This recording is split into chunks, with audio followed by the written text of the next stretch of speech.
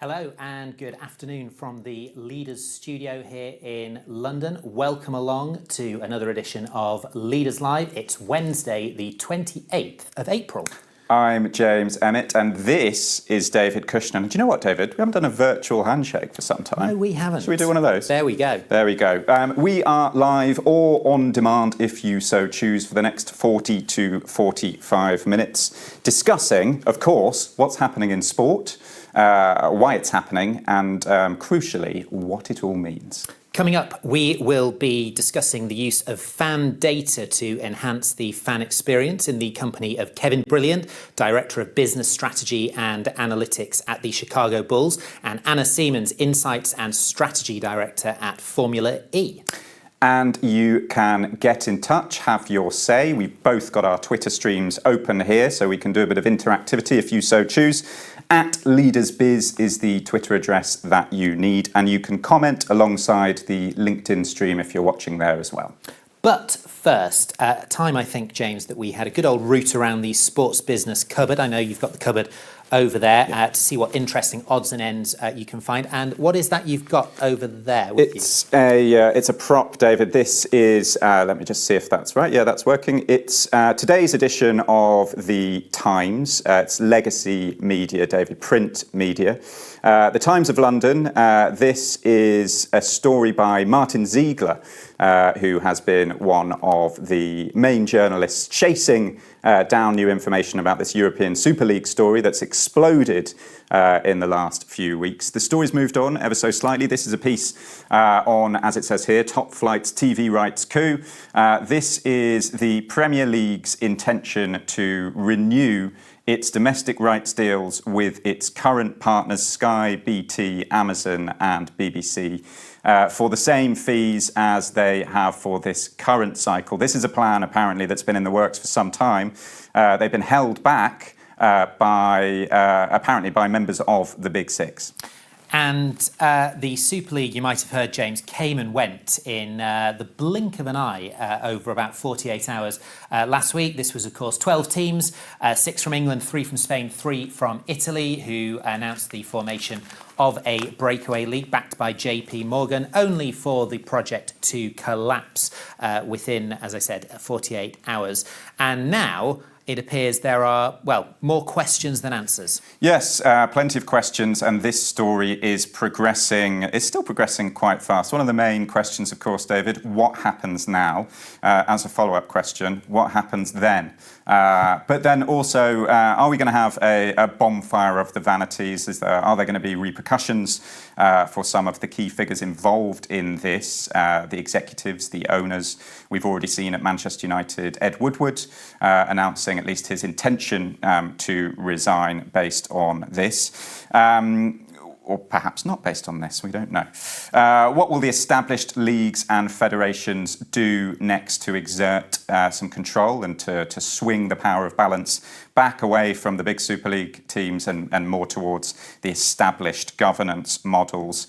And here in England, a lot of people are talking about the 50+1 ownership model in Germany and whether it could be brought in here. Most of the responses to that question, no, of course it not. How do you wrest? Of course it couldn't. How do you wrest control away from billionaire owners of billion-pound entities? A lot of questions, not many answers. And here's one more question. Is this all just kicking the can down the road to a future later attempt to form some sort of breakaway? It's worth saying, of course, that in amidst all the chaos last week, UEFA did ratify its plans to revamp the Champions League for 2024. More money, more access for the traditional European heavyweight teams, more control over how the tournament is packaged up and sold. Pretty much everything, actually, that the 12 teams wanted when they formed and announced the Super League. It's also worth noting that something interesting happened in golf and the PGA Tour last week. The formation of an innovative incentive scheme in part to offset the threat, as was reported last year, of a breakaway of the top players there, funded by Saudi Arabia. And this is going to be all about performance, but not on the course, very much off it. Yes, the players are going to be rewarded from a bonus pool based on, as you say, their performance off the fairways, their performance on social media, etc. I think there's going to be a big bonus for a player each year who's voted the most valuable. So there is some criticism for this plan in various media outlets, but it is an innovative solution that addresses the threat of a breakaway of major stars within a sport, and it's probably worth keeping an eye on for football parties over the coming months and years. Let's move on to talk about the International Olympic Committee, who have, they adopt a cautious approach to, pretty much everything. You bring news from the movement. I do, news from the movement, and a landmark moment for the movement, in their own words, last week as the International Olympic Committee announced the launch of the Olympic Virtual Series. It's partnering with 5 international sports federations on a series of virtual events over the coming weeks and months as Tokyo 2020 nears.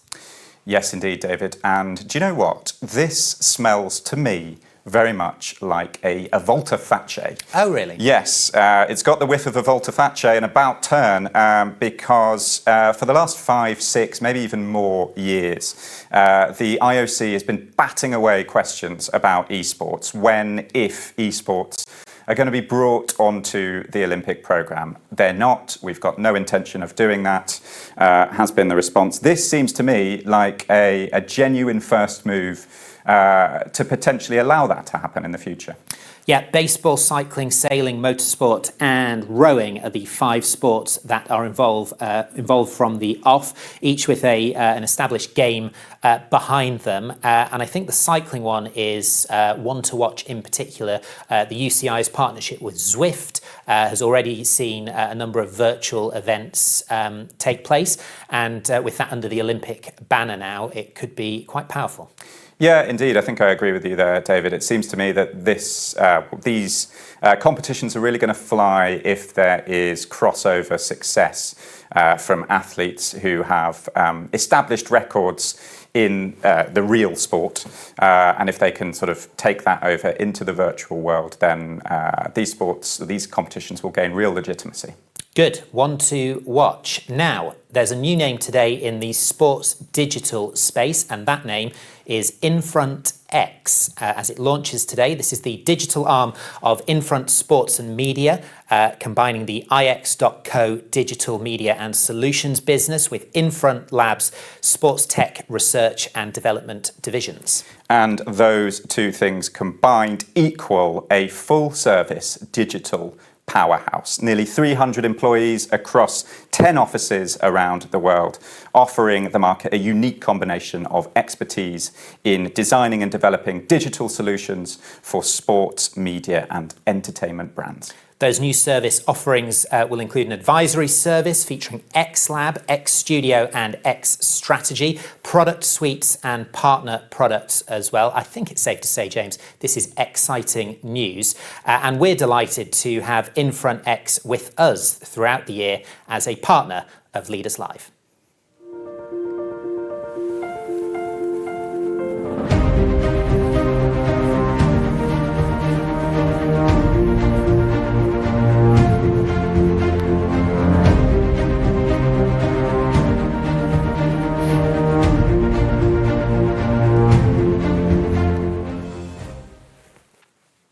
And let's bring in Phil Sharp, Managing Director and Chief Operating Officer at the newly named Infront X. Phil, you look absolutely delighted. You're grinning like a Cheshire cat. You must be pretty excited today. We are, James. We are. Thank you very much. It's a great day for us. Brilliant. Phil, what is the rationale behind the rebranding that you've announced today? Well, as you know, and as many of your viewers know, prior to our acquisition by Infront 5 years ago, we were known as Omnicom. And then a couple of years ago, in order to emphasize the integration with Infront, we actually changed our legal name to Infront X. but our brand was ix.co. And that's what many of our clients and associates have known us by in the last couple of years. Now, with Infront itself has an increased emphasis on digital technology, digital transformation for its clients. And in order to kind of recognize that and recognize the fact that this digital technology can significantly transform the business of our clients, we have decided to leverage our full legal name as our brand name, which is, as you said, Infront X. So that's what really was the rationale behind it.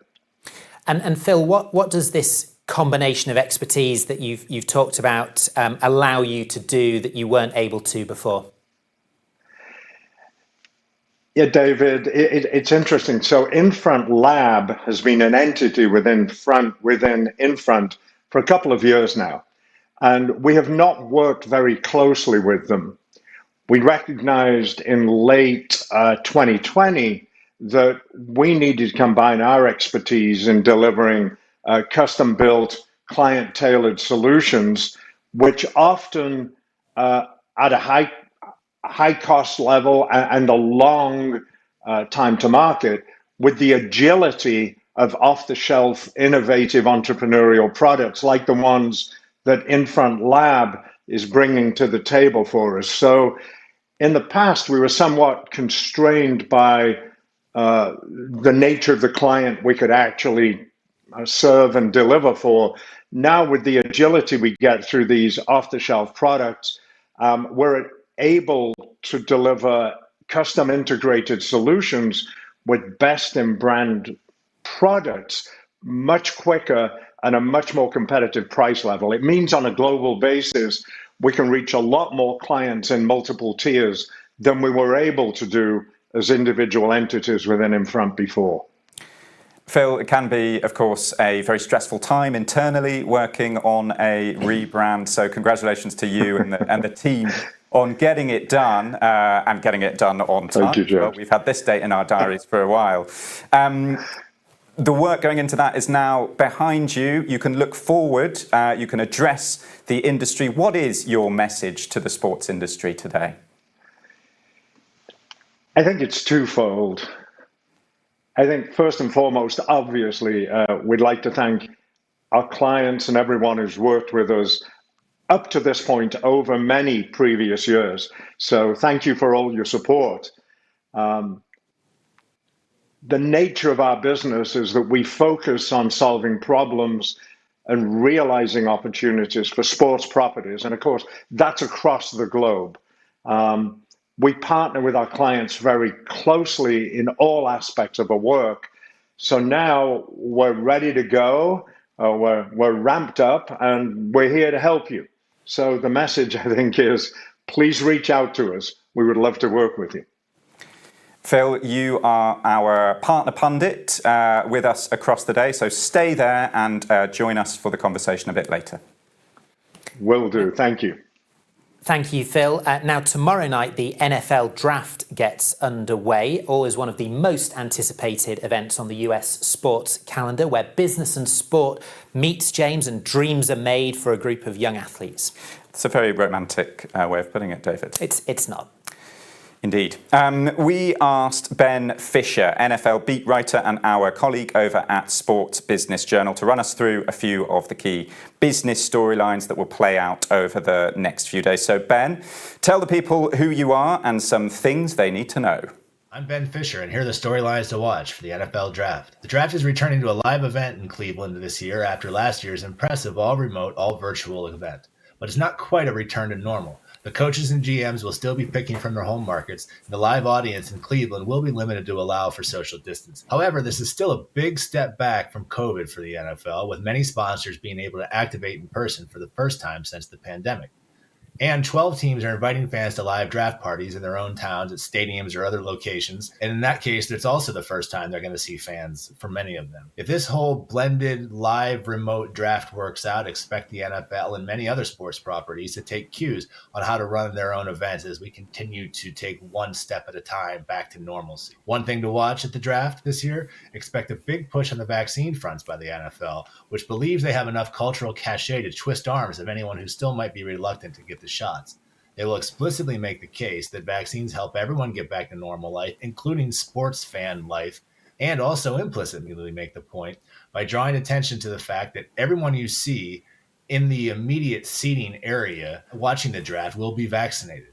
Only people with vaccines are going to be allowed in the immediate draft stage area, and anyone without a vaccine will be able to attend the draft, but they're only going to be allowed at the experience, which is the expo that surrounds the draft stage, and you really won't be able to see directly onto the stage for the event itself. On the TV side, expect ratings to be massive for this year. Nothing drives interest like top-tier quarterbacks, and many experts think 5 quarterbacks are going to go in the first 10 picks. So we're talking 5 bad teams, some of them in major markets, all hoping Thursday night is the beginning of the end of their struggles. Trevor Lawrence from Clemson is expected to go number 1 overall to the Jacksonville Jaguars, so you may see him and his long blonde hair in London sooner rather than later. For Sports Business Journal, I'm Ben Fisher. For Sports Business Journal, that was Ben Fisher. Thank you very much to him. And now on to today's big question, which is... Why do you need to know what your fans had for breakfast? You don't, do you? No, you don't, James. It's once again a deliberately provocative question. We're doing this, aren't we? We're doing this little trick on this show. What we're driving at, though, really, is fan data and how it's being collected, interpreted, synthesized, actioned, and monetized. And of course, that is and has been for some time a real hot topic in the sports industry. And we know data is being collected at volume by many sports organisations from all sorts of sources. But how much is truly valuable and truly being used to drive positive change and a better experience for fans? Shall we speak to some people who know what they're talking about? Let's. Yes, indeed. It's time to hear from an expert in his role as Business Strategy and Insights Director at the Chicago Bulls. Kevin Brilliant has brought his behavioural science expertise to bear on the organisation's fan engagement strategy, using data to truly understand how to influence fans and better shape their experience. Kevin was with us at Leaders a few years ago, and he probably hears this a lot, but brilliant by name, brilliant by nature. Kevin joins us now live from Chicago. Kevin, how are you? I'm doing great. Thanks, guys, for having me on. It's been a minute. Yeah, it's been a while. Lovely to see you, Kevin. Let's get straight into it, Kevin. What's your sense of how effectively sports teams are using the vast quantities of data they're collecting from fans?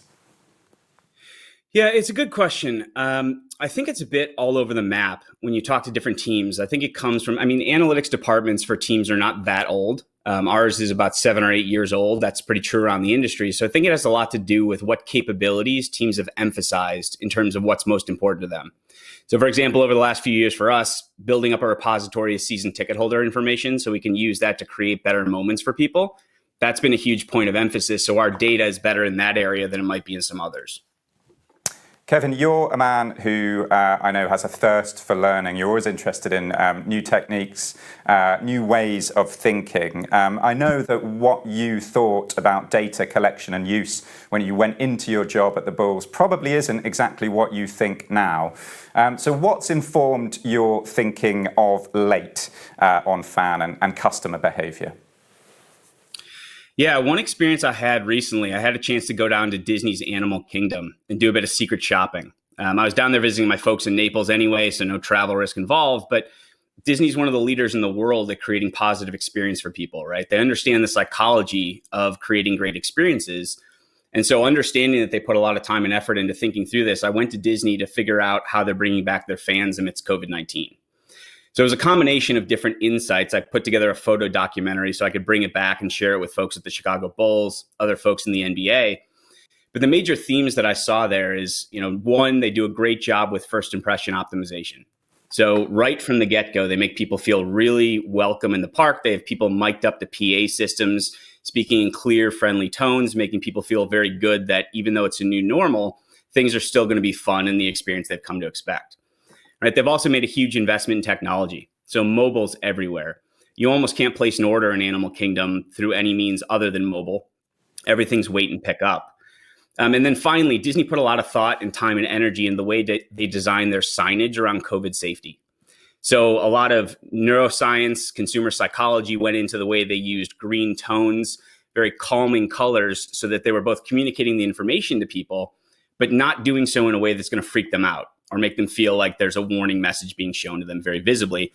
That's an insight I shared around for some teams in sports. And one of the teams who has a color palette that's black and yellow said to me, well, we leaned into the whole caution and warning thing with our color palette. Do you think that's a problem?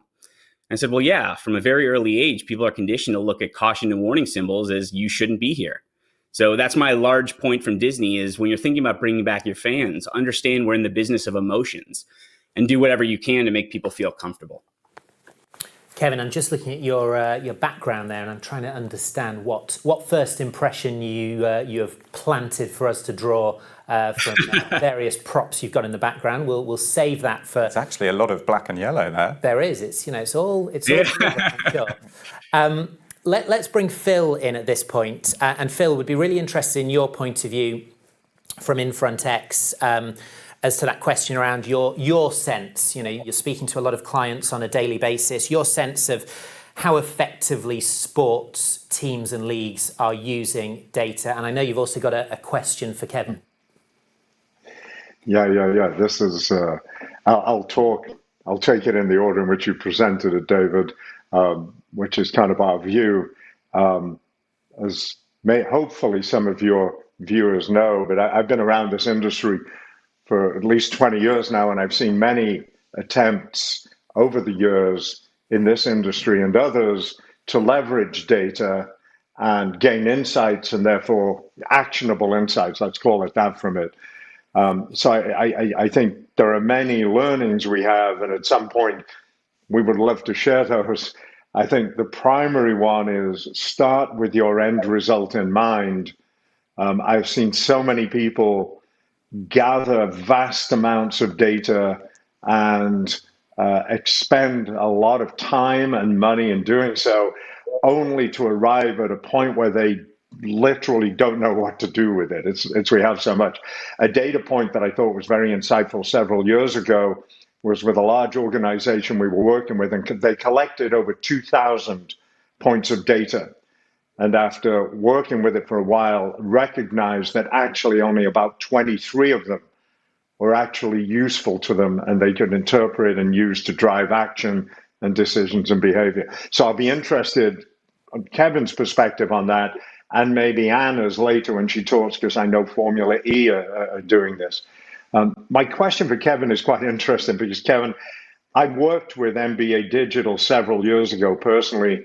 And I remember in the early days when the NBA was discussing what was then called a CRM, there was that, let's call it a positive kind of discourse between the teams and the leagues as to who owned what data. And I'm interested, Kevin, to know where that kind of ended up.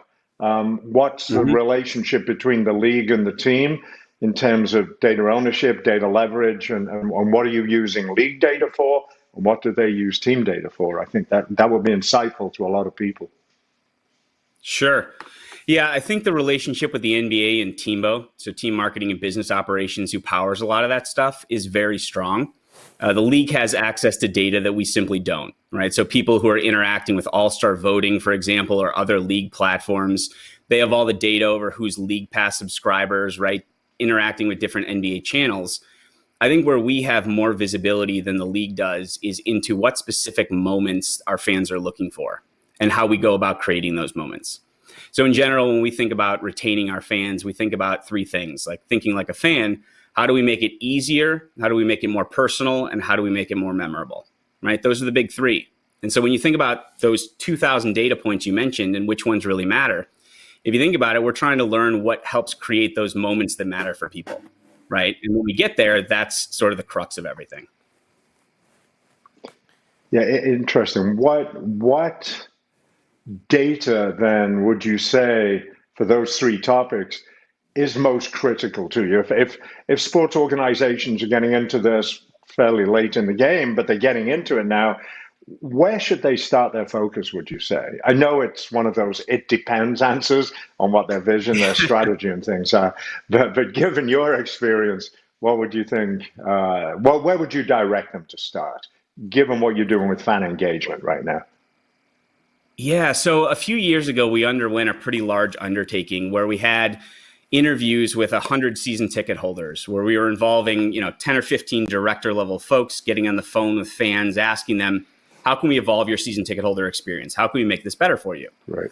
And we asked them, what benefits can we add? How can we make you feel valued as a season ticket holder? And it's amazing how many times people said to us, what you're doing right now is the best place to start, right? Just simply getting on the phone with us, hearing our stories, letting them talk. The amount of information that comes out during those conversations really helped us anchor what we were trying to achieve as an organization. James and David, it's interesting because what Kevin's touching on, I would emphasize to people, if you're going to gather data and look at it for further fan engagement, I think behavioral psychology has a big part to play in this. And Kevin, that goes back to what you're talking about at Disney. I think that's a key part of this. And then I think secondly, beyond that, I go back to identifying what it is you want to achieve. And there's a focus or a discipline called customer development, I think that came out of Stanford University some time ago. And that's similar to what Kevin is alluding to here. It's actually talk to your fans, but more importantly, listen and don't have predisposed ideas. You have to be very open. So I think that's good learning from what Kevin's talking about. And one great book recommendation for the audience that I'd recommend is The Power of Moments by Chip and Dan Heath. So that's a book we've used a lot in how we built out our service program.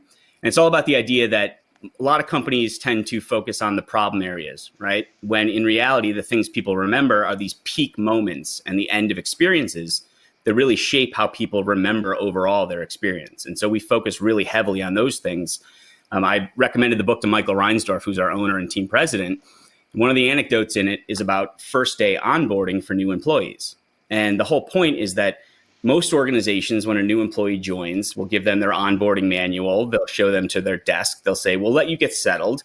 We don't want to overwhelm you on your first day. Well, in reality, a first day at a new job is one of the few days of people's lives where you can count on everybody in their life asking them how their day went, right? Wouldn't it be great if we did a better job of giving them a day one story that they could really celebrate and that they were excited to tell people, right? So I was sharing this book with Michael Reinsdorf and he read a couple chapters. And I found out a couple of weeks later that he started calling rookie season ticket holders to try to make it more of a moment that mattered for them. And I thought that was a great application of behavioral science and psychology, understanding that these big moments really do stay with people. Kevin, you mentioned onboarding there in terms of staff, and obviously we're going through a process at various stages and various paces of in a way, onboarding fans again as they return to venues around the world. What does this kind of retraining, I suppose, look like? And what are some of the steps that organisations across sport ought to be at least thinking about, if not actioning, as they go through this process of getting fans almost match fit again? Yeah, it's a great question, and it's something I'm thinking a lot about as we speak. One of the guys that I really like in the behavioral science space is BJ Fogg out of Stanford. He wrote the book Tiny Habits. I highly recommend it. BJ came up with a model for human behavior, which is behavior equals motivation plus ability plus prompt, right? And that's something that I focus on a lot in our design. His premise is motivation can be tricky. It's up to the individual a lot. That's a longer term marketing effort. But ability, making something more simple for someone to do, easier, and prompt, giving them a reminder at the right moment in time, is going to be essential. In my own experience as someone who works for an NBA team, I remember being very, I wanted to watch the NBA playoffs, but I kept forgetting what time the games were on because schedules have been disrupted in our lives and everything's new. I mean, I wouldn't remember that the game is coming on until my phone sent me a notification that says the game is starting. So I think as organizations, we're going to have to figure out how to retrain our fans in terms of behaviors, right? Like lives have been disrupted in very significant ways. I'll give you an example. McKinsey came out with a study recently that said that about 2/3 of people in the United States would prefer to work from home 3 or more days going forward, right? At least 1/3 of American workforce would prefer to make working from home a permanent arrangement, right? That's a scary disruption in terms of the patterns that we've used to get people involved in our products. I was getting a haircut the other day and I was talking to my stylist and I said, have you seen anything in your business that might help inform what I'm thinking? And she said, yeah, and this is a very millennial, young 20s, 30s area. And she said, it used to be that Saturday was the biggest day of our week. And she said, now it's a ghost town. She said, what we're finding is that these younger millennials are spending their week figuring out how to get these life maintenance things done during the week, and they're reserving the weekends for more enjoyment-based activities. And now, if that's true, that's a massive disruption to people's lives and schedules. As sports teams and people who have products that we need consumers to use, we need to figure out how to train people to use them all over again. That's why we've got you on, Kevin, because you are drawing insights from your stylist on a Saturday morning. Absolutely love it. And fantastic job by the no, don't get me wrong. You look smart. You look smart and you look well kept at the moment, Kevin. Very good. Final question. I knew I was going to be with you guys. Wow, look at us. We've obviously made an effort. Final question, Kevin. And Phil talked earlier about the thousands of data points that he sees some sports entities using to collect information on customers, and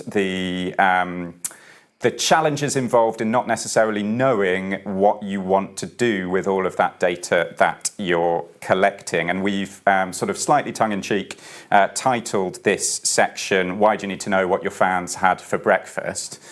At the Bulls, do you know what your fans have for breakfast in general? And is it important? And as a third part of the question, is there a sort of surprising data point that you've looked at recently that's given you a real insight? Yeah, it's a good question. So I don't know what fans had for breakfast at the Bulls. If we were doing something like that up, Kevin, good to clear that up. If we ever asked something like that, it would be because we knew we had a use case in mind. So if we just signed a sponsor where they were going to do some activation and we wanted to make it more personalized for folks, like that would be a really good use case of why we would do that, right? I think overall, in terms of the most interesting question that I've seen was actually when people ask about other people's intentions. And so there's something in behavioral science called the action intention gap, which is basically we think we're going to do a lot of things we're excited to do, like go to the gym, for example, if you have a new membership. But the reality of how we behave is quite different. And so if you ask someone to estimate the number of days that they're going to use their gym membership a month, they'll overinflate it, right? They'll be optimistic. They'll be thinking, of course, I'm going to go to the gym, no problem. If you reframe the question to ask them, how many days a month do you think someone like you uses the gym, or the average person uses the gym, you'll get a far more accurate approximation of how often that person themselves will use the gym, because they're able to remove their own personal emotion and bias from the situation, right? So in surveys, when I've seen things like, how many games do you expect the average fan attends this season? Right? When I see that, and it's jarring to see originally because you're asking about someone else's intentions, what teams are really doing is trying to get you to a more honest reflection of your true intentions than what you might approximate yourself. Kevin, we have so many more questions for you, but I'm afraid we've run out of time. So we will get you back on at some point. But super to see you, and thanks ever so much for being with us. It sounds great. Thanks, guys. Appreciate it. Kevin, brilliant, from the Chicago Bulls, in fine form as ever.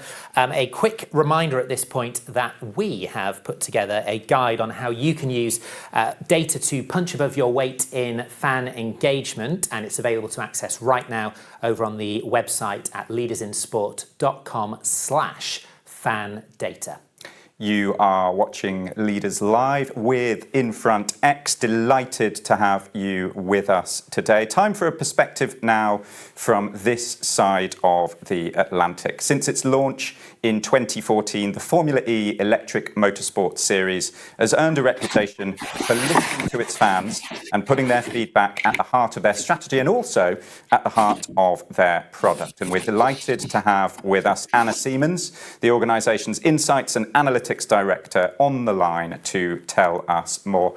Anna, lovely to see you. I think the last time we spoke, you were training for the Great North Run. I think that was quite a while ago. Yeah, it was a while ago. Yeah.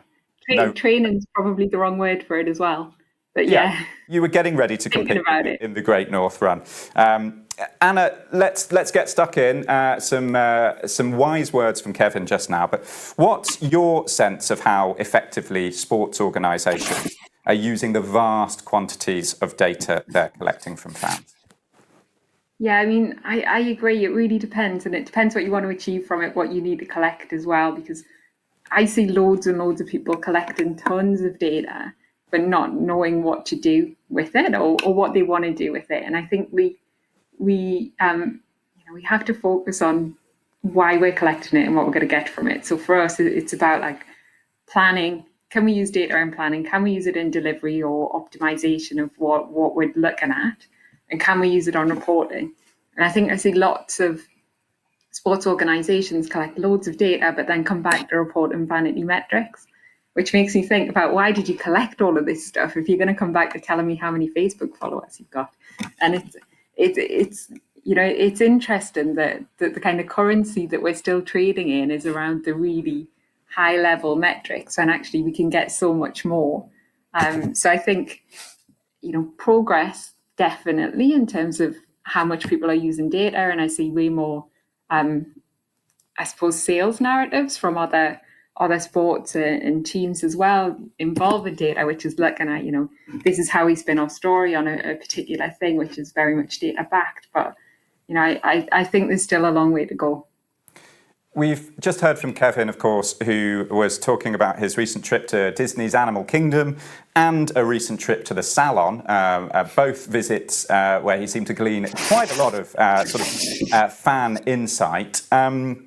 A surprising amount of fan insight, actually. What's informed your thinking recently on fan or customer behaviour? Well, maybe not quite anything as exciting as trips to the hairdressers or to Disney, both of which I should probably add to my list. I think for me, it's around how the world has changed over the last 12 months. Things are fundamentally different to how they were when we were last in an office. And I think that sort of manifests itself in lots of different ways. And for me, the thing that people want is some sort of value exchange. And as Formula E, we're a relatively new sport, so we're into our 7th season. And we don't rely on the fact that people are fans of ours because they always have been, or because their parents were, or because they were born in a particular place. We kind of have to look for, what are we delivering to the world that other people are not, and how do we stand out? So I think, I suppose, working from home and sort of changing the way that you do things makes you realize what's around you a bit more. So one of the things that's really stood out for me is noticing how many times we're bombarded with adverts every day. And I think the number is something like 10,000 ads in front of you every day, which has increased from 5,000 just in 2007. So with that speed of change and the fact that everybody's always on a screen and looking at something, I think it fundamentally changes what our customers or what our fans want and how we can cut through in that sort of landscape. So I think that's one element of it. And I think, like, combined with the fact that the share of attention for everybody, you have to compete for attention for everybody now, is probably increased quite a lot by who our fan base are. And the fact that, we really over-index on the younger ages.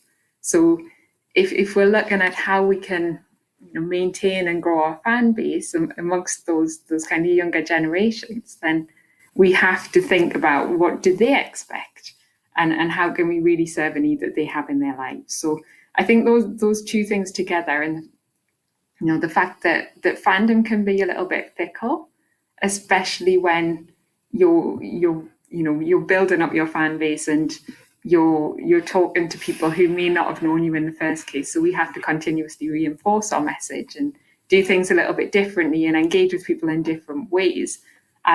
And I suppose you start to take cues from Uber and Amazon and Netflix, and the fact that if household income, I think there's a great stat that says you'd spend about 11% on entertainment.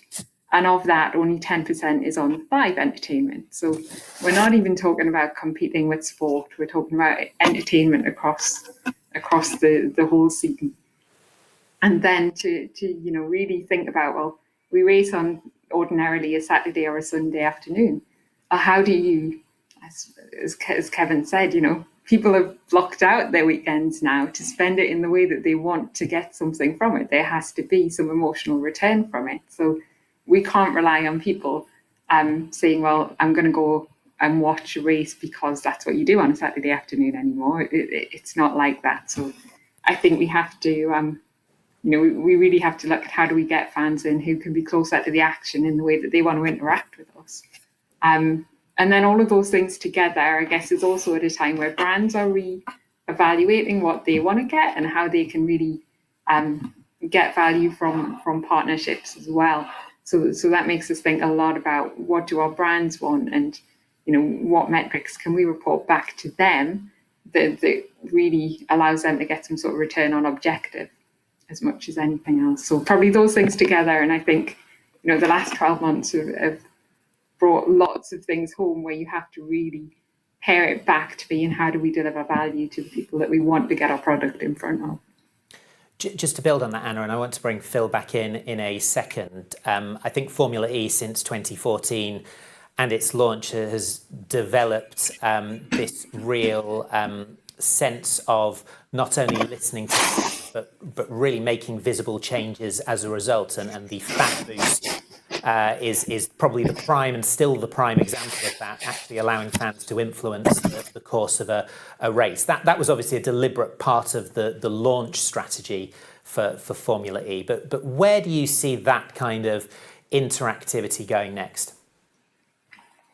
Yeah, I mean, I think it's only going to continue. So I'm not saying that we're going to have another Fan Boost or there's going to be something else, but we talk about it all the time. And I think if you look at the way people, especially who are under 25, want to engage with sports, they want things that are sociable, that are relatable, that are interactive, and that give them some sort of insight into something else. So we've got to produce a product that can do those things. And I think if you look at esports, or you look at lots of other things that age group want to engage in, you can't be at arm's length anymore. So we look at what happens in how do we show our product as if it was an esport.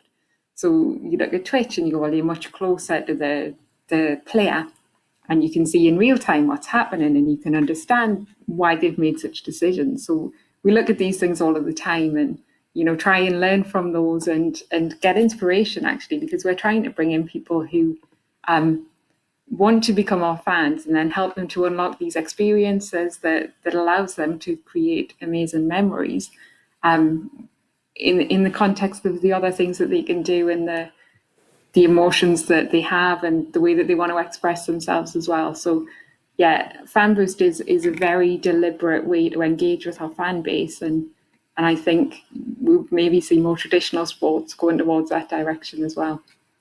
Phil, I would imagine this is something that you're talking about increasingly with all of your clients, this sort of data-driven fan interactivity. What are you hearing from the market? And I know you'll have a question for Anna as well. Yeah. Wow. David, it's kind of all over the place, right? In a positive way, what we're hearing from the market. Fan engagement seems to be a topic on everyone's lips these days. There's no question about it. I think what you've got to do is, it tends to almost be now one of those cliche terms. And what we try and do is dig beyond that to say, but specifically, what is it you're looking to do? Are you looking to, as Anna suggests, maybe get more interactivity at a physical event? Or are you looking to get more interactivity throughout the week by partnering with esports players, as we've seen with some of our clients like NASCAR, where they are definitely throughout, as you know, COVID encourage that esports relationship. Are you, when you say fan engagement, is it at the physical location? Is it typical fan engagement around more broadcast, and how are you addressing that? So we find a lot of people talking about fan engagement, but meaning different things to different people, is what we're seeing. And the real trick is getting deeper into, but specifically, what is it you're looking to do? What are those metrics, analytics, or whatever you're looking to increase? I do have a question for Anna, and it's kind of an interesting one, and it's based on the work we've done with some of our other motorsports clients. I think a lot of people don't realize this, but motorsports collects a tremendous amount of data. And I'm not talking about fan data, but I'm talking about race data. And to me, I think motorsports have led the way in terms of visual graphic representation, leveraging digital sources, both to complement the broadcast and in some cases to almost provide a side view of that broadcast. I'm intrigued, Anna, to know what the plans are, if you know these, for what Formula E is looking to do throughout the season and next season in terms of leveraging that data, both for your broadcasters, but also for your own owned and operated properties, and how are you going to use that to engage your fans more too? Yeah, it's a great question. And it's a really interesting one. We do research with our fans after every race, so either focus groups or surveys. And one of the things that we ask them about is the on-screen kind of experience and what they've seen. And we get feedback and we take it all on board. And what we've heard in the past are things around, the graphics are complicated. So we've really stripped back what we include. So I think it's a really fine balance. And I think, we have to think really carefully about what do we want to put on the main channel and what do we want to put on a second screen? What do we think is something that lives somewhere else and we engage people in different ways? Because I think if you look at the kind of audience that are watching on a TV in real time, they're looking for one element, and some of the data that we collect is relevant, but not all of it. Whereas if we look at who's consuming it, maybe online or through an app or things like that, then they want something totally different. So, I suppose what we're trying to do is understand our fan base and deliver to them the bits that they really care about. Because I think it's really clear if you speak to children now, or people who are 8, 9, 10 years old, when they're making their decisions about which sports they're going to follow, they're also talking about the trajectory of a corner, or how somebody is just, right, what the speed was on the run up. And it's absolutely expected right, that the data will be included. So, yeah, I mean, it's all in our plans. I think the other side of it is, as you said, like making decisions from a business perspective is actually important to have all of that telemetry data. So, flipping back to the questions that you were talking to Kevin about, what's too much data? And I'm a data scientist. So for me, there is never too much data because we're training machine learning tools. So we pull telemetry data from the race, and you've got like 20 million data points in one file. And, we've got systems that can deal with that in a few minutes. And we spent some time this morning pulling that data to make a business decision and make a decision about our product. So I think it's got to be the two ends that come together, and you use it all to make the best choices that you can. Anna and Phil, I'm afraid that is all we've got time for today. We could go on for hours, of course. Anna Siemens, Insights and Analytics Director at Formula E, thank you so much for being with us. And Phil Sharp, too, Managing Director and Chief Operating Officer at the newly launched Infront X. Thanks for being with us. Thank you. Very welcome. It was a pleasure. Thank you.